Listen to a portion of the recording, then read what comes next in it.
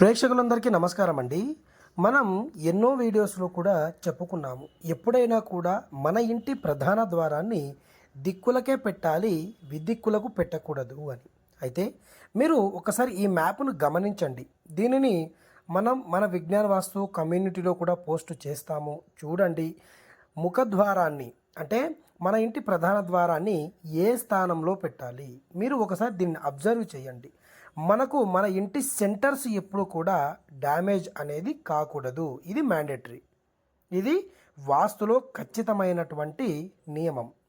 తూర్పులో ఇక్కడ మనం మార్కింగ్ ఇచ్చాం చూడండి. తూర్పు, పడమర, ఉత్తరం, దక్షిణాలలో ప్రధాన ద్వారాన్ని ఈ ప్లేసెస్లో మాత్రమే మనం ఏర్పాటు చేసుకోవాలి. మరి ఇప్పుడు మనం అలా చేసుకుంటున్నామా? ఈశాన్యంలో ఈ పర్జన్య శిఖీ స్థానంలో, తర్వాత దక్షిణంలో అయితే ఈ ఆగ్నేయానికి, తర్వాత పడమరలో అయితే ఈ వాయువ్యానికి, తర్వాత ఉత్తరంలో అయితే అటు ఇటు అంటే మ్యాక్సిమం వాయువ్యానికి రాము, ఉత్తర ఈశాన్యంలోకే వెళ్తున్నాం. మరి ఈ విధంగా మనం ఏర్పాటు చేసుకోవచ్చా అంటే 100% కూడా చేసుకోకూడదు.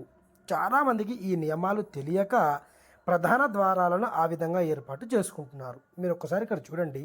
మన ఇంటికి ప్రధాన ద్వారం అనేది మన నోరు లాంటిది. అటు ఇటు మనం ఎన్నో వీడియోస్లో చెప్పుకున్నట్టుగా 2 కిటికీలు అనేది మన కళ్ళ లాంటివి.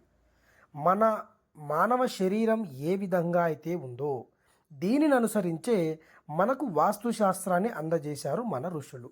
ఇది ఎవరు ఒప్పుకున్నా ఒప్పుకోకపోయినా ఇది నిజం.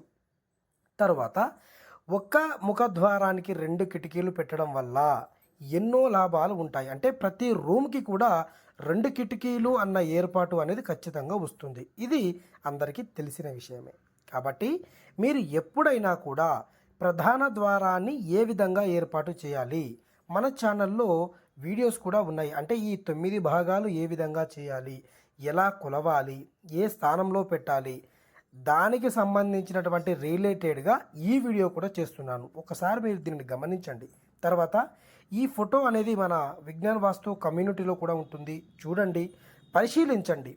ఏ విధంగా చెప్పారు, ఏ విధంగా ఈ సెంటర్ లైన్స్ డ్యామేజ్ కాకుండా ఈ సెంటర్ లైన్లో మనం ముఖద్వారాన్ని ఏర్పాటు చేసుకోవడం వల్ల మీరు ఇక్కడ చూడండి. ఉదాహరణకి తూర్పులో సూర్యస్థానంలో కానీ ఇంద్రస్థానంలో కానీ ప్రధాన ద్వారాన్ని ఏర్పాటు చేసుకుంటే ఈ సత్య ప్లేస్లో ఒక విండో, తర్వాత ఈ ఇంద్ర ప్లేస్లో ఒక విండో వస్తుంది. అప్పుడు దీనికి ఆపోజిట్లో ఈ పుష్పదంతాలో ఒకవేళ మనం ప్రధాన ద్వారాన్ని ఏర్పాటు చేసుకుంటే మనకు విండో అనేది వరుణ స్థానంలో వస్తుంది, సుగ్రీవ స్థానంలో వస్తుంది. ఈ విధంగా అంటే సెంటర్ లైన్స్ డ్యామేజ్ కాకుండా ఈ విధంగా మనకు సైంటిఫిక్గా చెప్పారు. ఈ 4 ఓపెన్స్ అనేది ఖచ్చితంగా ఉండాలి. తూర్పు, పడమర, ఉత్తరం, దక్షిణం ఇదంతా ఫ్లోయింగ్ అనేది ఖచ్చితంగా ఏర్పాటు చేయాలి. ఇది రూల్. కాబట్టి దీనికి సంబంధించినటువంటి లింక్స్ కూడా ఈ వీడియో కింద పెడతాను, మీరు చూడండి. ఈ వీడియోస్ చూసిన వారైతే మీ ఇంటి ప్రధాన ద్వారాన్ని దిక్కులలో మాత్రమే మీరు పెట్టుకుంటారు. ఇది రూల్.